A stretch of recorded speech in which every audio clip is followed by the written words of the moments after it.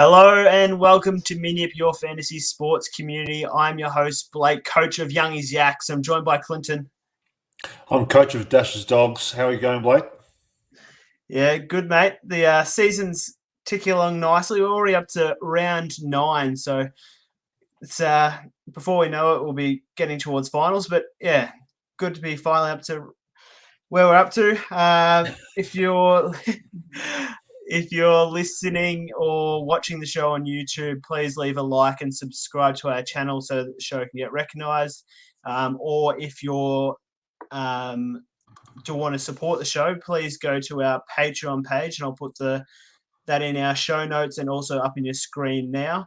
I'll read out our league leaders from our Patreon leagues, Clinton, for Sure. Supercoach.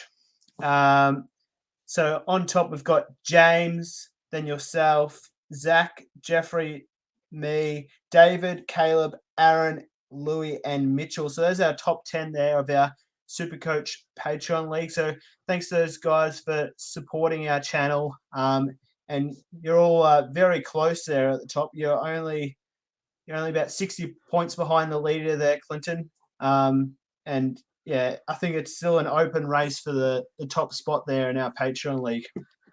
Absolutely. I think the buyers may separate a few teams if teams are well prepared or not. So that's all going to happen very soon, obviously. So, and just a matter of which teams have got a bit lucky with injuries and how close teams are to fully being upgraded. So yeah, it's all happening. Yeah, I'm ready to make a comeback, Clinton. So yeah, watch out.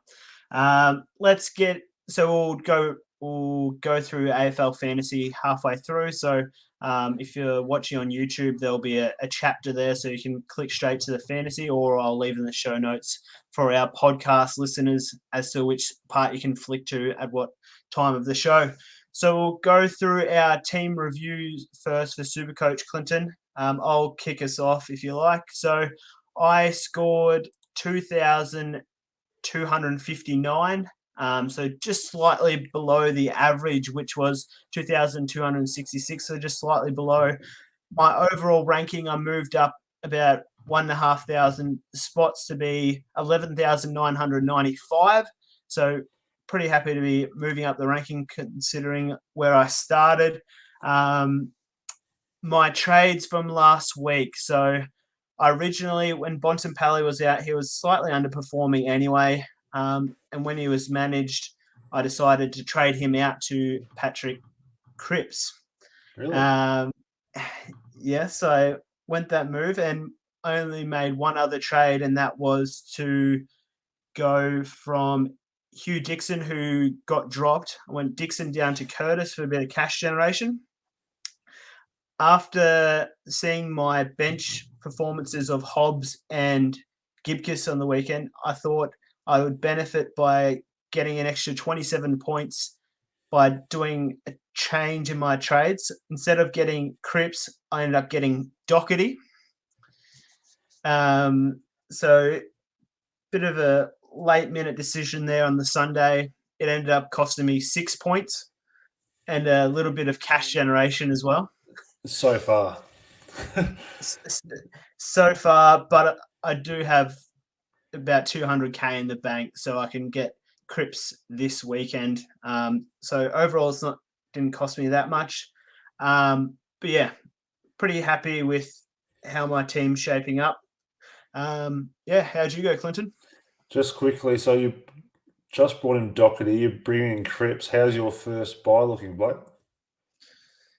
It's not great at the moment. We'll get into our trade plans later Excellent. as to how I'm going to approach that. Yeah. Yeah, I scored 15 more points than you, so very similar, right on that average. So 2274. I rose 60 spots in the ranking, so now I'm ranked 2,927. Yeah, pretty happy.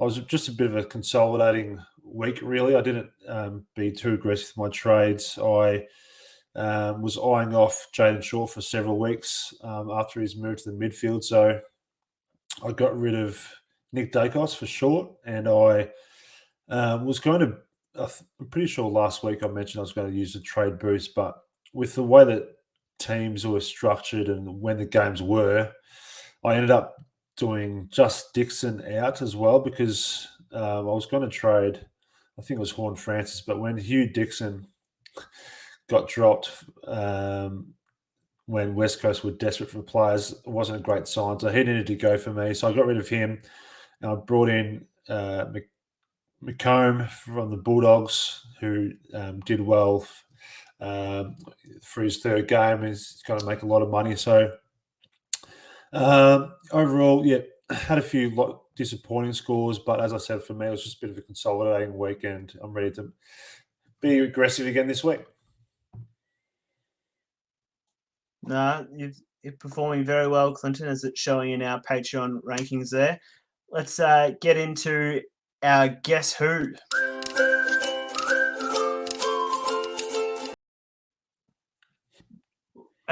Before we had a comment on our YouTube last week, Clinton, that You got some feedback, did you? the feedback was that I believe the trade plans music was the best out of all the lot, but I don't know. The Guess Who is pretty good. Yeah, Guess Who's really catchy. So just to recap on last week of the Guess Who, Clinton, if for those who are following my Guess Who, they're performing pretty well. Alex Witherden in that first week. But last week we went Travis Boak, who I pumped him up and he went 149 and is now the fourth highest averaging Supercoach player. So might be a good thing to follow my my Guess Who's, Clinton. Two from three is pretty good. I'm intrigued to know who you're going to surprise me with this week. All right, Clinton. I am a forward, and I have the highest consistency rating according to Supercoach as a part of their statistics.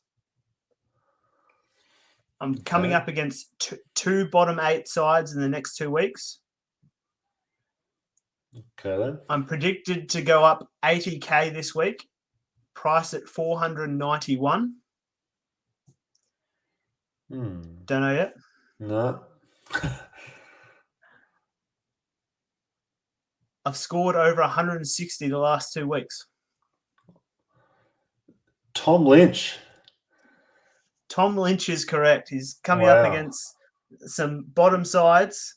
He's got a high consistency rating. He could go big over the next few weeks, Clinton. If he scores another 110, he'll go up 80K this week and be one of the highest priced forwards. Well, that's definitely coming out. Any chance? It's definitely come out of the blue last couple of weeks, but Richmond have looked pretty good.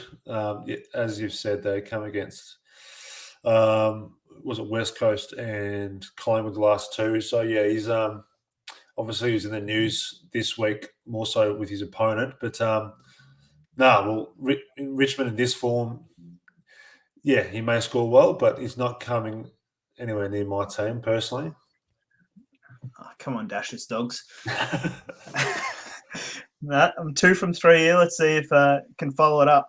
Let's get into our bold predictions, Clinton. Last week, my first bold prediction, we'll take it in turns this week of saying our bold predictions. Okay. Last week, my first bold prediction was Tim Taranto to score 130 plus. And he has been quite disappointing since I've brought Tim into my side. I think I brought him in for Patrick Cripps when he was injured. So that was about 3 or 4 weeks ago now. And he has been drastically underperforming for me. So he only scored 84 last week. And since I brought him in, he scored 92, 63, 97, and 84. Yeah. In replace of Cripps. So that really that stung a fair bit. How was your first bold prediction last week, Clint? That one's derailed your season somewhat. My first bold prediction, which I think you put out there a bit, was I really backed in Jack Macrae, which I was happy about. Obviously, I think I wrote it off whatever you want, 150, 160, but he did the job for us. Who followed the advice and went to VC on him. He scored 144, so I didn't quite achieve what I predicted, but in some way I'm still very happy with his return to form. No, I did put it out on the socials, Clinton, on the Twitter and the Instagram about your bold prediction. I think I put it out at about halfway through the third quarter when he was already on about 110. So I might have mozzed him a little bit there. I might have slowed him down, but no, it's a good call on McRae. My second bold prediction, Clinton, do you remember who I mozzed? I can't remember who you mozzed, no. Who'd you moz? My bold prediction was Max Gawn to score under 110. Oh. 2 from 3 again. You need to seriously stop this. I think this segment needs to be 2 from 3 modified to no more mozzes. I did it to O'Driscoll first week. I've followed it up with Max Gawn now. 2 from 3. Okay. He only scored 84 and we'll 82. discuss him later. Oh, sorry. Yeah. But he's a bit of a doubt for this weekend, and it'll be interesting to see if they rest him. So that was my bold prediction. That was correct, Clinton. Okay. Well, my other bold prediction was I think I backed in O'Driscoll to score massive. I think I predicted him to score 110. What did he end up scoring? He scored 61. So just over half of that. So very disappointing. I thought the way he looked those first couple of weeks, he just looked like he'd accumulate the ball pretty well. But yeah, for the last few weeks, he's just struggled to rack up the possession. So disappointing. He's very, very likely to be out of my team this week. I reckon with Fremantle, the last couple of weeks have been winning the ball out of the centre clearance is much easier. So I reckon they've been much more direct going into their forward line. Whereas when I saw that game where he dominated, they were flicking it out to the loose player, but that was just from my eye test. Bold prediction for this week, Clinton. What do you got for me? You need a lift now after none from 2. Well, yeah, okay. All right. I'll take that one. All right. Well, I'm going very risky, really, and I'm sure it's a player we'll mention later in the recording. But Zach Butters, a very highly talked about player. No, this is not a moz. I'm backing him in to respond. Surely this time he scored out of the 8 games so far. He scored 4 times in the 50s. He needs to respond.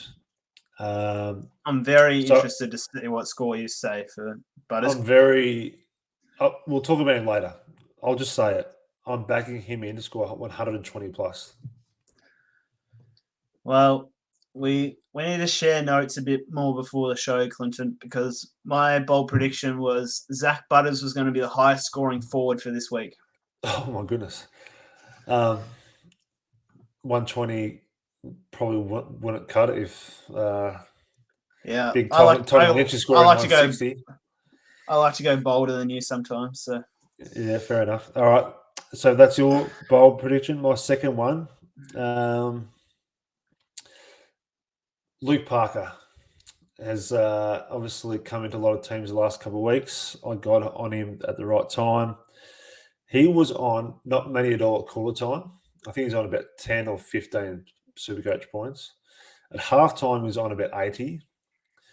And we were deprived of a massive score because I think he must have he tweaked his ankle early in the third. So he ended up scoring 89. So I think we're all deprived of a massive score on the weekend. I'm expecting Sydney to bounce back. They've had a disappointing couple of weeks. I'm hoping his ankle's all good, whatever that injury was. I'm backing him in. This is setting a higher bar for Zach Butters. I'm backing him to score 150. Jeez, that is okay. That's rather bold.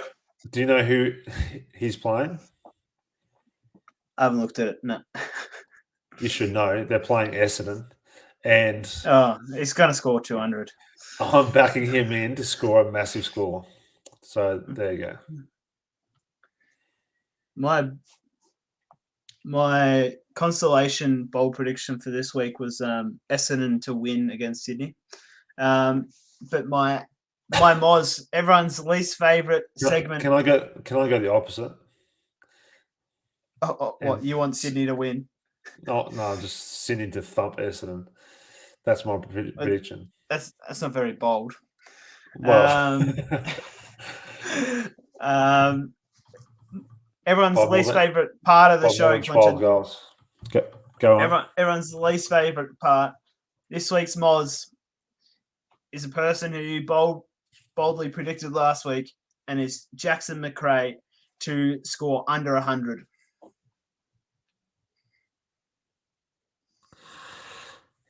He's playing Collingwood Friday night. A lot of super coaches will have him as VC. I reckon Bontempelli will be back. They'll just... The Supercoach mob will be after you if he scores less than 100. Yeah, we might not be recording. I'll be at the front of that next pack week because I had enough of you mozzing my players. Yeah, he'll be my VC. So it'll be a lot of people's VC, and he'll score more than last week. He'll score more than 144. Well, all right. We'll see how that turns out. Good luck. I don't know if you noticed, but all of my Mozzers are people that are highly owned players who I do not have. In my team. who I do not have. Yeah.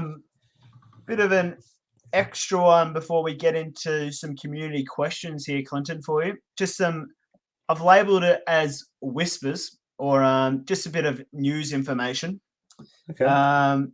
Horn Francis was on light duties today. He was running some laps rather than joining in main training.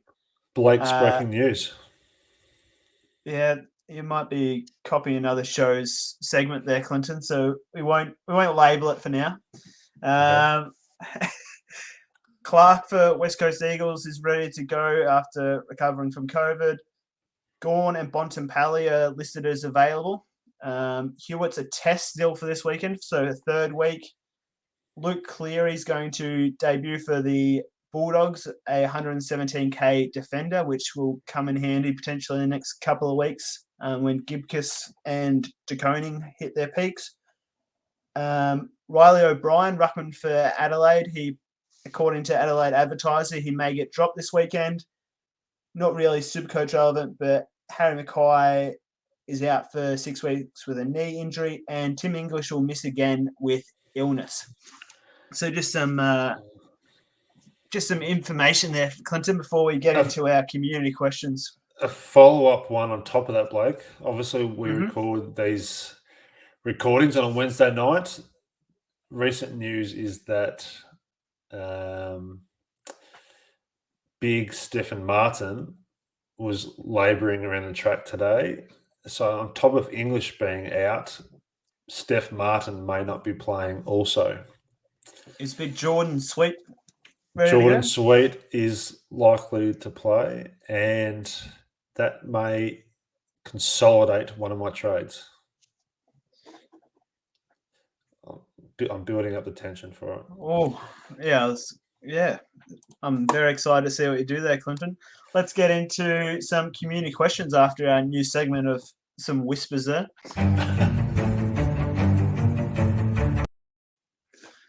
Yeah, just a quick one of the community questions.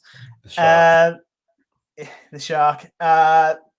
Question from Az. Would you go someone like Sicily, who is a proven performer in the back line, or would you go someone who's slightly cheaper in the likes of Dawson or Blitzavs? He's mentioned as an example there. I personally haven't considered Blitzavs from Geelong, but how would you approach that there, Clinton? Blitzavs has been in the ruck the last couple of weeks, or at least the last week, so he's scored very well. The question is someone like that. And who was the second name you mentioned? Dawson for Adelaide.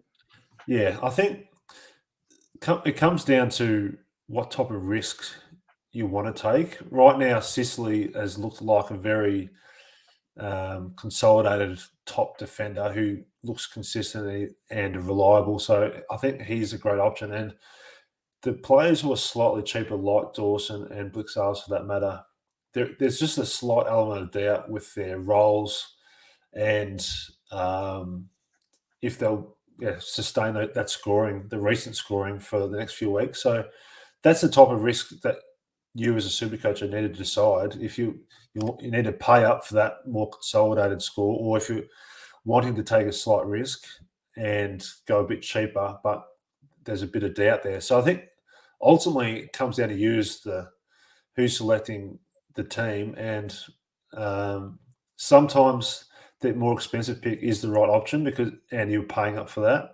But sometimes you can go slightly cheaper and that risk pays off, and it pays off. So it's one of those ones. It's up to your own choice. But personally, I would be prioritising Sicily, despite him being obviously a bit more expensive now. And yes, he was cheaper, over 100 grand cheap at the start of the year, but he's looking very solid. So that's what I think. What about you?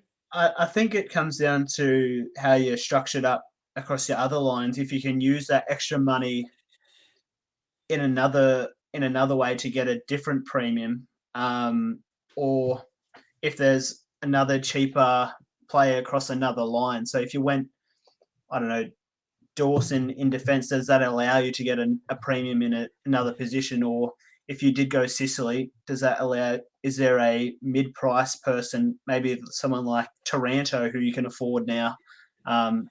So it just depends on your structure and where you need to build up from those rookies.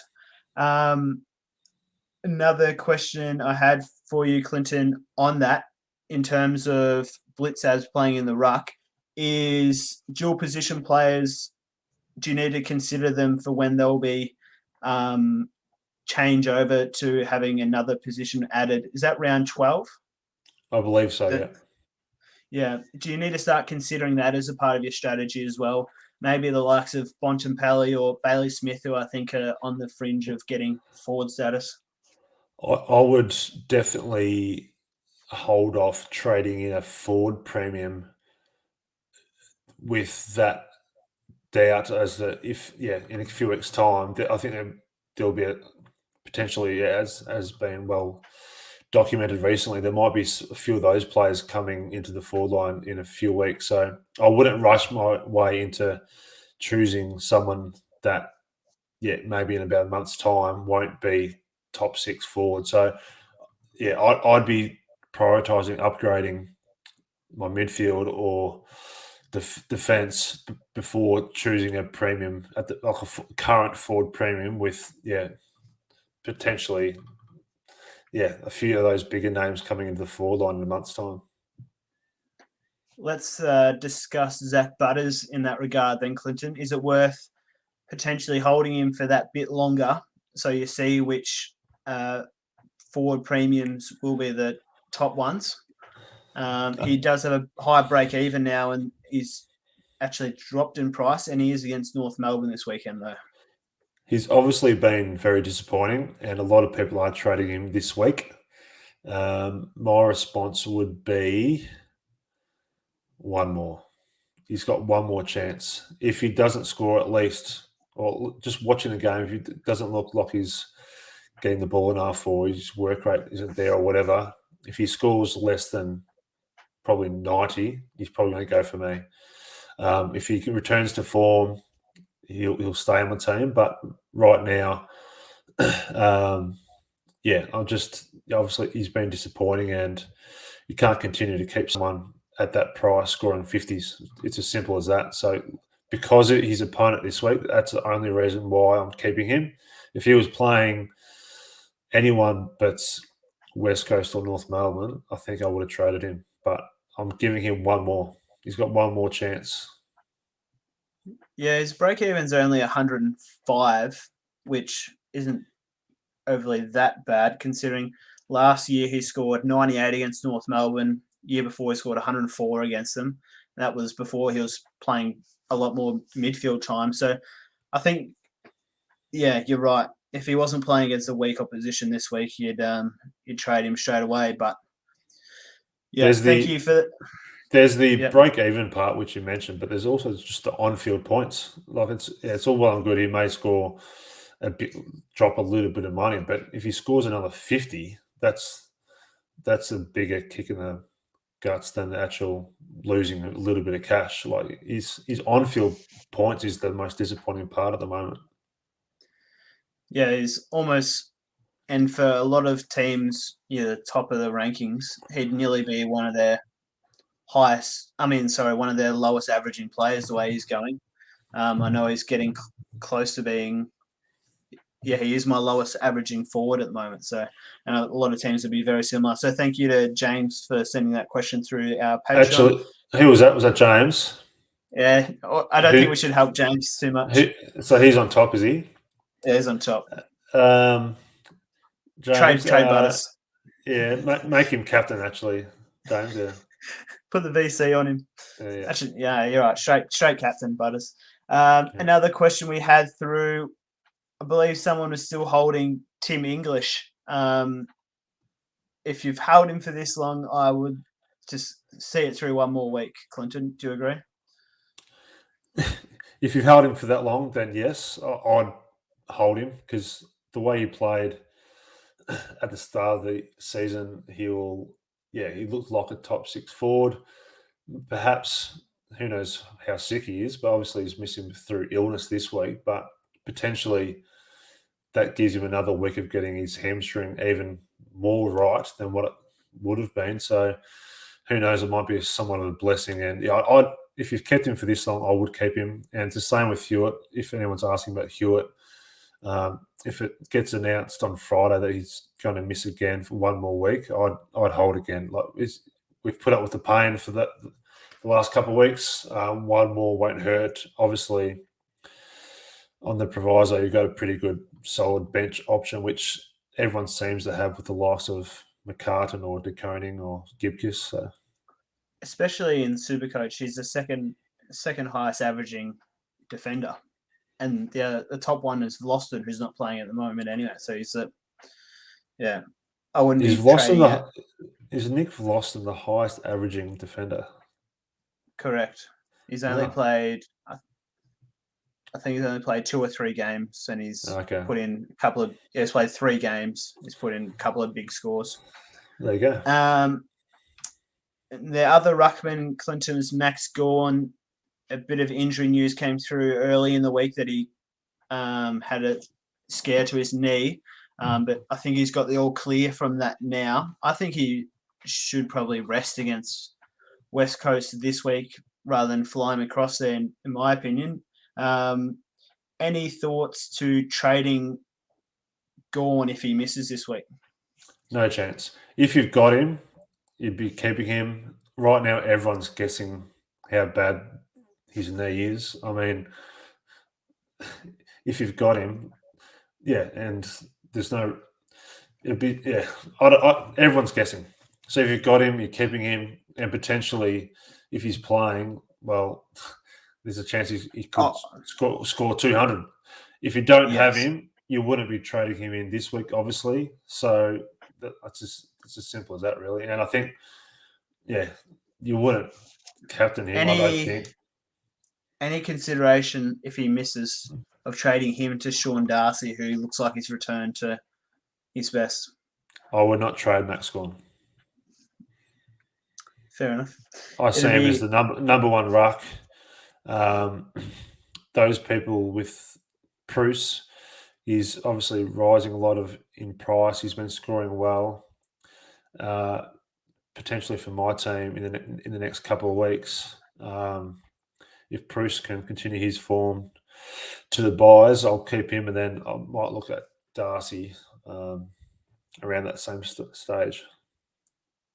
If Gawn doesn't play if English and Gawn don't play this week, Clinton, I've got the 2 highest averaging ruckman. Do you know who I've got? Witsy. Witsy is the 3rd highest averaging, and Bruce is the 4th one. There you go. Sean Darcy was very impressive last week, scoring 178. I think the best ultimate ruck combo at the end of the year will probably be Gawn and Darcy, and then English in the forward line, preferably as a backup to swing him into. I'd imagine that would be.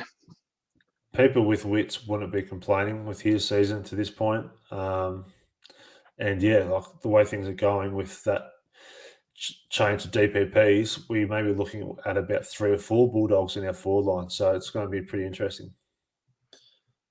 Yep. Let's look at the best rookie options for this week, Clinton. We discussed it last week, and you got it right over me with having McComb, and I ended up getting. I said Curtis was probably the best one. So you got me on that one. Have you looked at the best rookie options for this week? I have. Just on McComb, obviously he's Friday night again, so he'll be my emergency player on my bench, and if he scores well, that's going to actually impact my trades. Yeah, I think there's still 4 options being really talked about, or even 5 this week. That West Coast ruckman who is likely to come back from injury, or Strandika. yeah, I think if you're desperate for an R3, he could be a good option, but not many people in that situation. Yeah, obviously there's 4 players to talk about. Rioli's being traded in by a lot. Hamilton, Carroll, and Clark, despite only playing 1 game, he's going to be back this week, as I think you mentioned. So there's 4 rookies being talked about. What I'm looking at my team is I'm only going to get 1 rookie this week. Some people may be getting 2. As I mentioned last week, the buys are closing in, and there's 3 of these guys on that first buy. So you've got to be careful of not watching that first buy round. Long story short, I'm still waiting on Clark. I'm going to see how he goes this week, so I don't need to rush him in. Despite, I'll explain my trades later. But I'm tossing up between Rioli and Hamilton. Carroll has played well for Carlton, but there's still that element of doubt as to what happens when they're full strength and Hewitt comes back in. So for job security reasons, I'm tossing up between Rioli and Hamilton, and I don't know a lot about Cooper Hamilton in terms of watching him. I haven't seen much of the Giants last couple of weeks, so I might have to actually do a bit more research on him to see how he's looked, because I'm pretty much tossing up between Rioli or Hamilton, and I'm not sure which way I'll go yet. Yeah, they've all pretty much got that round 12 bye, don't they? Yes. Richmond, Carlton, and GWS as well. If you're looking at buy strategy, I think you just got to pick the best option for the ones on the bubble. I would say probably Carroll looked the best player for Supercoach scoring wise out of the likes of Rioli, Carroll, and Hamilton. But Hamilton, just that extra bit cheaper, might assist in getting some other players for me. So I will talk about my trades. Is there any other players you want to discuss before we get into our trade plans, Clinton? I do. I just think it's important to, as I said about the buys, but you need, in terms of when their buys are, but also you want them covering. So I think these teams who had that first buy, you want them playing for not only the next couple of weeks, but then after their buy, you still want them playing. So you've got that spot, that playing player. So I think you have to really work out which ones are. That's why I'm probably leaning towards Rioli, because I think the way he's played, he's got a specific role there. He's looked good. Whereas at the Giants, I'm just not sure how they're tracking, what their best team looks like. Their players are getting moved everywhere. All it'll take is one poor game, or he may not even play this week. I don't know, but anything could happen for a Giants player. That's why I'm just leaning towards Rioli. How many players did you not? How many players did you not have play last week, Clinton? Not play in terms of having a looping option. Yeah, in terms of your bench and coverage? I only had 2. I'm still holding Dylan Stevens. If he, I've seen him on the emergency list several times the last month, so I haven't needed to trade him out, and I still think there's a chance he'll. I've been checking the stats, and he's been playing quite well in the VFL. So I've held on to him, and obviously I've had Hewitt the last couple of weeks, who's been injured. So that's the 2 that haven't really been playing. Otherwise, I've got a playing bench. Yeah, the only one that didn't play for me last week was Hewitt in the end after trading. Yep, very good, Clinton. I'm ready to Before we go to our Yep. trades, like obviously there's people upgrading in different lines as well. So there's lots of players to mention in terms of upgrades, and all depends who you. All I'd recommend is obviously, is this guy going to be a season keeper, or is he still somewhat of a stepping stone? I am pulling a different rein this week. I'm going against what I've done all year. I've normally just obviously traded to who I think is going to be a top player, whereas this week I'm just doing something slightly different. So Tom Lynch. definitely not, but you can go into your trades if you like. Yep, let's get into our trade plans.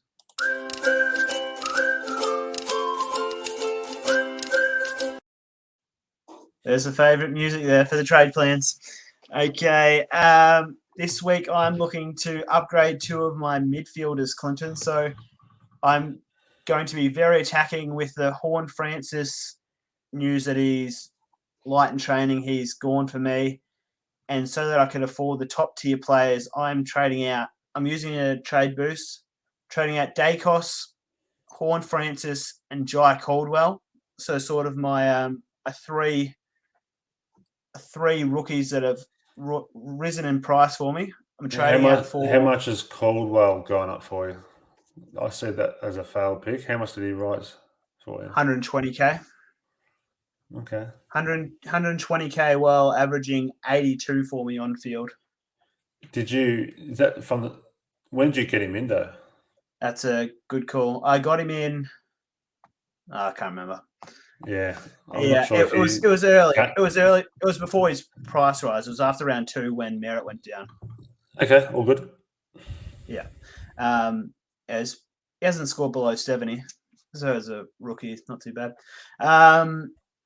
So trading those 3 midfielders out for at the moment, I'm bringing in Greg Clark, going the early trade for him, and bringing in Patrick Cripps, and I was tossing up between Boak and Petrarca, but based on their buys, I'm going Petrarca. Not a bad call. Not a bad call. What about VC and C? And they're playing against West Coast this week. So my issue is my looping options. So it'll depend on my teams. If George Hewitt is playing, I don't actually have a looping option, and I'll be pretty keen to lock in Clayton Oliver as my captain. I might just chuck the VC on Lockie Neal and see what happens, but Oliver will be my captaincy option for this week. Very good. Good luck. Thanks, my trade plans for this week. I've had to field O'Driscoll the last couple of weeks. He's going for me. The other 2 players are going for me. So I'm trading. I'm also using a boost, which will be my second last one. O'Driscoll's going. Horn Francis is going, and so is Jake Bowie. So I've wanted to keep him because of their fixtures the next couple of weeks, but as I'm playing it quite aggressive, and he's obviously got a high break even. So the players I'm bringing in now, I'm bringing in Dane Zorko. Zorko, the magician. I'm bringing in Dane Zorko to complete my backline in place of Bowie. I'm bringing in Darcy Cameron for Collingwood. Darcy Cap, you've lost the plot. So he's scored. I'm not sure if you've realised this. He scored I have two tons the last 2 weeks, and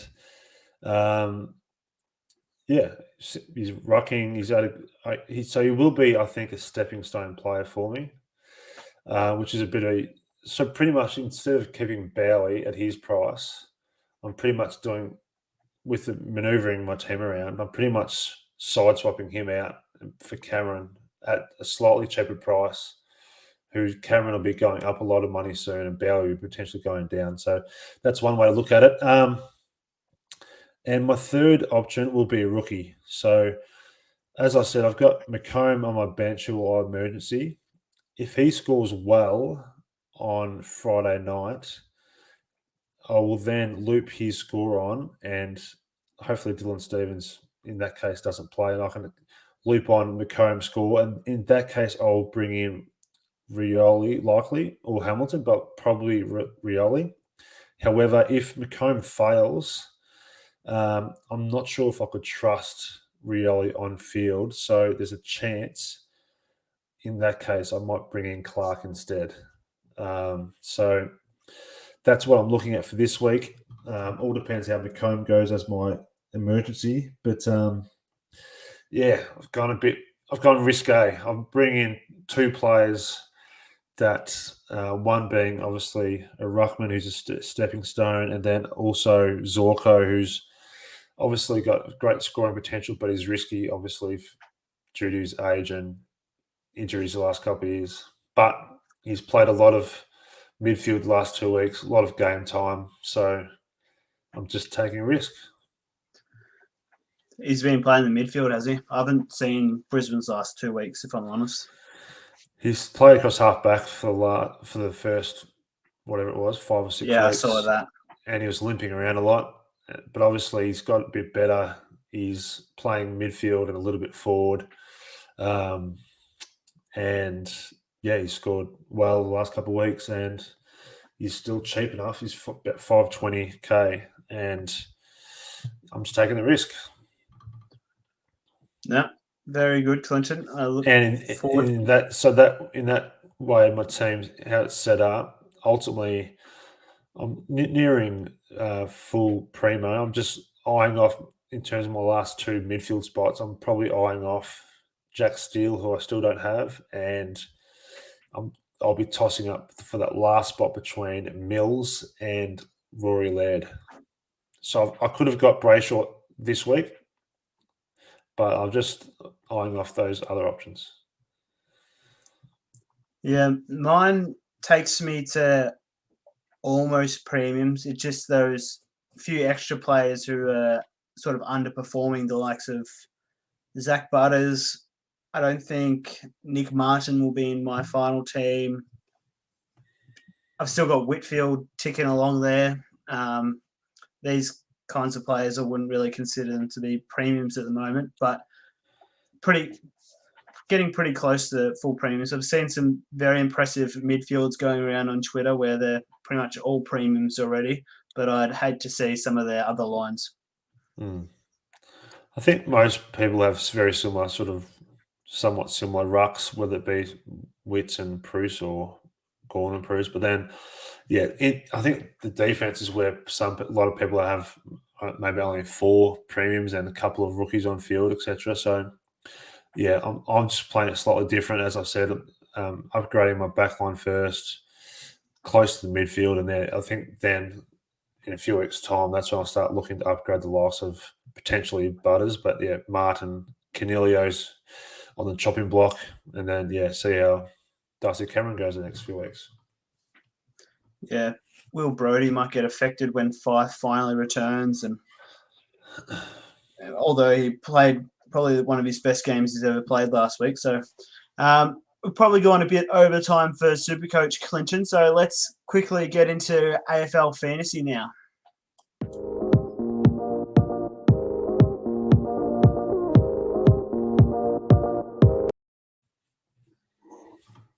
Thanks for joining us. If you just flick through to the AFL Fantasy segment there from in our chapters on YouTube, let's get straight into it, Clinton. But if you are just watching this, make sure you like and subscribe to the channel. Let's go through our team review of round 8, Clinton. How did you go in AFL Fantasy? Not very well. I didn't go very well. I scored 1953. Just my dismal season continues. I'm now at a rank of 14,560. So I'm just continue to make these little mistakes, and they're all adding up. So I brought in, I took out my trades completely changed the last couple of days, but I took out Crouch in the end because he got dropped, and then Mead. I brought in Carroll for Carlton, and all week I was picking up Patrick Cripps, and then the last minute I changed my mind and brought in Mills instead, so I could captain Mills, and he failed. So yeah, I wrote down just quickly my tale of woe. I've worked out my captain scores all season in fantasy. So I captained Tuke Miller. I didn't really know I did this, but I captained Tuke Miller for the first 6 rounds, and he scored 100 and 147 the first 2 weeks, which weren't bad. But then he scored at 68, 83, 99, and he finished off with 111. And then Scott Gorn scored for 149, but then I got Mills on the weekend. He scored 76. So of the 8 rounds, if you consider 111 an okay captain score, I've only gone above that twice out of 8 rounds. So I think that's why I've had a disappointing season in fantasy. I've just got my captaincy wrong. No, that's a fair call, Clinton. You've got me curious now as to my captaincy options. The only time I've gone under 111 was I captained Petrarca in round 6, and he scored 76. That was the only time I've gone under 111. Oh dear. No need to rub it in. But from my round 8, I scored 1,985, which was my first score under 2,000. I needed Carroll to score about 70 in the last game, and he didn't get there for me. So, my first score under 2,000, and it showed in my rankings where I dipped about 500 or 600 spots to be 4,198. Overall, not too happy with how my round 8 went, but I vice captained McRae, who scored 110. I decided, no, that wasn't good enough. I thought Lockie Neal was going to go huge, and he ended up scoring 113. So I got above the 111 there, Clinton. So that was my captaincy option. And then I traded. So my trades were Zeri, who I still had on my bench, traded him down to Carroll, who gave me the cash to go Rochelle up to Treloar in the end. I was tossing up between Luke Parker or Treloar, and I ended up going Treloar. I thought he would get more midfield time. I saw Dunkley was playing a fair bit forward, and Bontempelli was out. So I thought Treloar, and he ended up scoring 90. So pretty happy with that return. I think he'll be a pretty consistent scorer for my forward line. And it's an interesting trade, and he's only scored over 100 twice. Interesting from you. Yeah, I looked at his consistency. He hasn't scored a really low score, which most of the forwards had, and I haven't really trusted many of the forwards in fantasy thus far. Let's get into our hits and misses now, Clinton.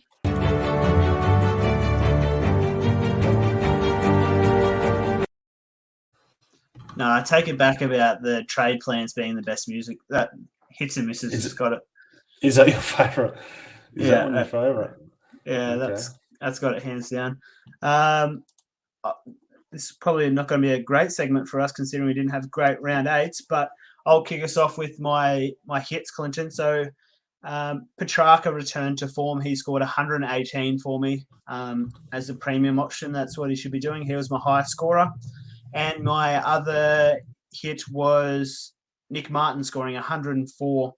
He should win the Rising Star, Clinton, and it's been one of my favourite players for Essendon this year.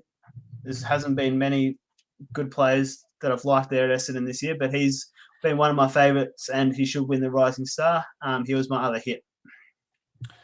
Excellent. I actually did get a couple of good scores. Angus Brayshaw I've had all year, and I'm not sure if it was a miss or I think I mentioned his name recently, but he scored 123 in the weekend, so I was happy with him. And the other hit that I had was I was able to loop on Paddy McCartan's score, so he scored 86 as an emergency, so I was happy to do it for his price, etc. Similar to you, I think you said about Carroll. I thought I was going to have to start him, but then I worked out I could get on McCartan's score and bench Carroll, which was handy. So that increased my score by probably what did Carroll end up scoring? 55 or something. Yeah, so about 30 points that I got just being a bit lucky with the way I can move my team around. So a couple of hits there. I'll go into the misses. Yeah, obviously we had a few of these players. Bowie's been disappointing for me the last few weeks in fantasy. He was going okay there for a few weeks, but yeah, it's been disappointing. So 52, and Mills, bringing him in as captain, I expect more than 76. So I think he's a well-deserved miss for the weekend. Yeah, my miss from the weekend was worse than yours, considering the price I've paid for him. He's a premium option. Tom Mitchell scored 51 for me. Quite disappointing considering his price point, and he's my fourth midfielder, so that was quite disappointing. And my other one, after he scored 133 or something the week before, Josh Dunkley returned a 62. Like I mentioned, I think with Bontempelli being out, I think he spent a fair bit of time forward against Essendon. It worked because he kicked a couple of goals and was able to take contested marks against Essendon's weak defence. But yeah, it didn't work for him this week, only putting out a 62. Disappointing. A lot of people went the VC on him last week as well. So, yeah, it's going to be interesting this week. If we want to talk quickly about our teams this week, I've got McRae, Bailey Smith, and Dunkley. And being the Friday night game, my big decision this week will be which one of those three I VC. I still haven't made up my mind. I'm going with VC, McRae, and Supercoach, but I might lean towards Bailey Smith in fantasy. For me, it'll be McRae over Dunkley and Treloar. Dunkley because he's playing forward, and Treloar because he hasn't had the scoring capability of what the other two have. Yeah. Let's get into discussing some players for this weekend, Clinton. For me, the biggest concern for AFL Fantasy is cash generation. I've got a fair few players on my bench who aren't playing at the moment. I've got the likes of Mead, who you traded out, Hoff, Dixon, and I still got Hewitt sitting there. So I've got the concern of cash generation off my bench. And we've also got the players that are getting very high break evens now. So I'd like an answer from you from some of these, Clinton, whether you'd hold or sell them. Let's kick off with Horn Francis, 509K, with a break even 74. So Dacos, break even of 90. I'm still holding because he's still scoring reasonably well, and I need to hold pretty much. I've got other priorities. I have listed here, Nash has got a break even of 76. If you can, yeah. If you can trade. Rochelle, 75. Trade. Butters, 107. Considering what I've said already, I'm backing him in to respond, so I'd keep one more. Just if you missed the Supercoach segment on Butters, it went for about 10 minutes, so you might have to flick back to that. And The interesting one for this week, Clinton, is with Cleary already being named as a Western Bulldogs debutant at 170k defender. Would you look at if you could afford to get Carroll, who's got a break even of -10 and averaging 71, who's priced at 284, or would you go the rookie option of 190 if you? I think you'd check teams first.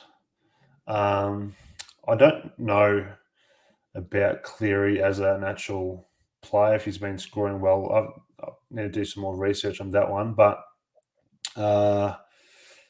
yeah, in those cases, I think in fantasy wise, you've missed the boat somewhat with someone like Carroll. So I think that's where our teams are slightly different. I think my bench is better suited with playing rookies and going up in price. I think you've played a bit more aggressive with the on-field option. So I've got the likes of McComb, Carroll, McCartan, Durden, Clark, all my bench. So I'm in a good position in terms of my bench, but so with the case of we mentioned names before with like Rioli and Hamilton, and you just said Carroll. I think unless they're really dominating, I think you'd go for the cheaper rookie.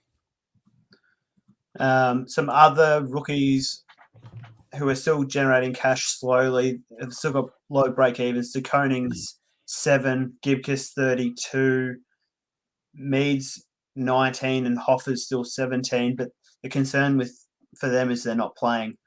Dixon's got a break even of 30. That's my concern. You're right. I've traded out the likes of McCartan early. I traded Rochelle like 2 weeks ago. It's yeah. I've played very aggressive. That's your priority because throughout the bye rounds, you're going to need playing options. If you've got too many red dots on your bench, that's going to severely impact you. And I wouldn't be surprised if you fielding a short team come the bye rounds. Yeah. As it stands, Clinton, I'd like to go through with you not necessarily who's in your team, but the top 3 players from each line as premium options who you think would be big trade-in targets. Okay. That's on the spot. Yeah, on the spot. I'll kick you off first with defenders. For me, it's Short, Doherty, and Crisp, the highest averaging in their playing. Would you agree with that? Or off the top of my head, I agree with that, and I don't have any of them, which explains why I'm struggling. So I didn't start Short, didn't start Crisp, but that's why I'm really struggling is I don't have those options. I think I went with the likes of Whitfield. So I think without obviously researching too much, but I'll be very happy with those 3. Yep. There's Vlosson's the highest averaging again, and Hewitt's the 5th highest averaging player. I started with Crisp, don't have Doherty. Jaden Short, I brought in for Ridley after round 2, after Ridley was underperforming, which turned out very well for me.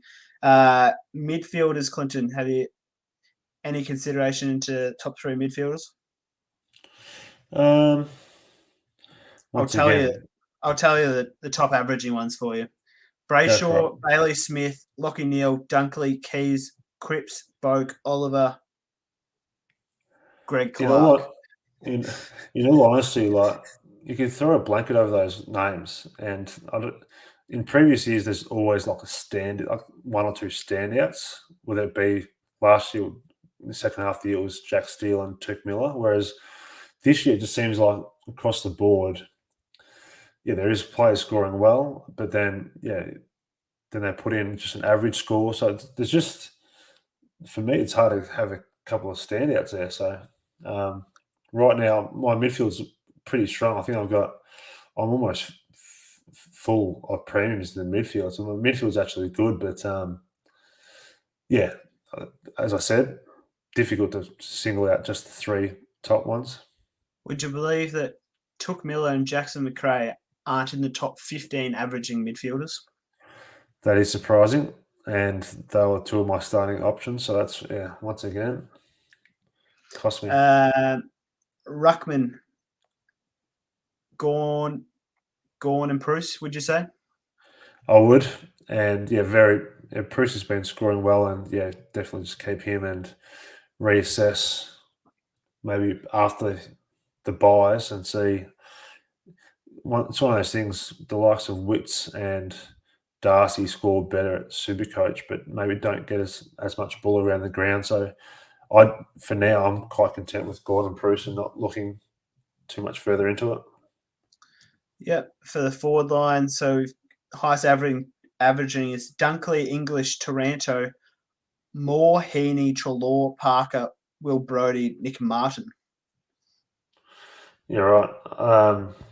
Obviously, Pretty much. Dunkley, a lot of people have. English is a good option to get in soon once he gets back to his full health. And someone who I've eyed off or in Supercoach I have. But Luke Parker is someone I want to get in AFL Fantasy also. But then, soon we'll see if those other midfield options come down to the forward line soon. So keep an eye out on those ones. Yep, good call. Any other players you want to discuss before we get into our trades this week, Clint? Not necessarily. No, don't think so. Let's go straight into the trades. Do I play some funny music or? Yep, it's YouTube's favorite music, Clinton. So better play it. That makes you feel better.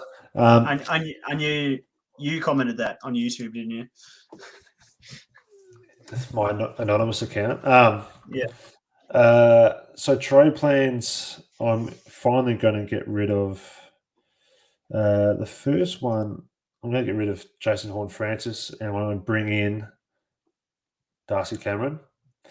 So I'm doubling up on him in both formats. And yes, just so you know, he has scored 100 his last 2 weeks in fantasy. The other option I'm going to do, there's so many players I could rattle off, as I said before, like Bowie, Dacos, O'Driscoll, Dan Riola could go soon. I think Canelio could go soon. So I've got a lot of players like that I want to get rid of, but I don't quite have enough money to really go. I don't want to bring in someone for the sake of it. So I'm actually going to get rid of Jack Hayes, who I still have, and I'm going to bring in a rookie. I think I'm going, as discussed earlier, I think I'm going to back in that Cleary for Bulldogs, or I'll just wait and see if there's any other rookies that come into the teams tomorrow night. But I just want to go a cheap rookie. I've got some other rookies gaining money, so I just need someone at a cheap price, and that will leave me 350k in the bank, which hopefully can allow me to make a couple of those upgrades next week. So, as I said, like I was pretty keen. I could have brought in someone different to Cameron and like gone a bit of trying to get a different premium, but I really believe that he's scoring that well, that he's a good option to get in now, and he could make a good, another 200 grand in the next few weeks. So I think he's a worthwhile trade in. And then, as I said, I've got so many players I want to upgrade, but I don't really trust who I could. Yeah, that's what I'm thinking at the moment, anyway, Blake. So vice captain Bailey Smith, captain. Potentially, I might have faith in Mills, or I think Oliver's a solid backup option. So probably Oliver, actually. Yep. My concern for this week for my trade plans is whether Max Gorn plays or not, because my R3 is currently Hugh Dixon. So if Dixon, I'm assuming is not going to get a game, and if Gorn's rested, I'm not going to cop a 0, so I need to bring in a ruck forward, and the ruck forward division isn't that great. I'm going to chase you down, Blake. I'm feeling more confident about this now because Now that you've seen You got so many doubts about your team and question marks. So despite me having an ordinary year, all of a sudden feel more confident when I'm going to chase you down. yeah. So currently, I, I'm bringing in a What happens if Gorn plays? If Gorn plays, my trades will be Horn Francis and Dacos for Cleary and Clayton Oliver. I like that. And that'll leave me with an extra 200k as well to launch into next week to upgrade someone else. I think Gorn's going to play personally, but if he doesn't, what's your plan? Bring in Beg for Collingwood. Yep. Still trading out Horn Francis and Dacos with moving some players around, and bring in Beg and Clayton Oliver. Okay. What if Beg gets dropped? Then I'm stuffed. There's no other ruck forwards, or interesting, or even half decent, just playing ruckman. You missed out on Sam Hayes, didn't you? Yes, I didn't go Sam Hayes because at the time I had Jack Hayes, Sherry, and who was the other one? Hugh Dixon were all playing. That was two weeks ago. My vice captain will be McRae, and my captain will be Clayton Oliver. If I don't happen to get Clayton Oliver into my team, it'll be Christian Petrarca. Yeah, it's interesting. I think I'm just looking at my team again. Like, I could, as I said, I don't really want to just trade someone up for the sake of it, but I could get rid of Nick Dacos. So I could bring in about an 800 grand defender, but I'm just still not sure if Dacos is ready to go. But anyway, we'll see what the team. I don't want him to lose money. He's got a break even of 90. Yeah, we'll see what the teams come out. I'm sure there might be a few curveballs, and then we'll be back to the drawing board again. I suspect Horn Francis isn't going to play. If he was running laps today, and he was pulling up at stoppages as soon as the ball went past him, he was practically stopping on the spot. It happened about 5 times. I reckon he was playing injured last week, and I suspect he won't be playing this week. Mm. If he did happen to get up, he's only got a break. His breaking is still 74. Yeah, not that great. Yep. Very good, bloke. Well, good luck. As I said, it's been very disappointing to this point, but I'm feeling more confident I'm going to get you in AFL Fantasy now. I like this episode. It's filled with confidence. But have you seen my backline? I've got like 6 out of the top 10 averaging defenders. And I don't have probably any of them. So Short, Crisp, Sicily, Sinclair, Hewitt, and Whitfield. I have 3. I need to sort out my backline. Maybe I do need to get rid of Dacos. My fantasy week will all depend on if Max Gorn plays or not. I think he will play. That's mine. Everyone's guessing. Yeah, hopefully you're guessing correctly. All right, Clinton, good luck for round 9. Hope everyone listening and watching the show has enjoyed it. Make sure you hit the like and subscribe button to however you've listened to the show today.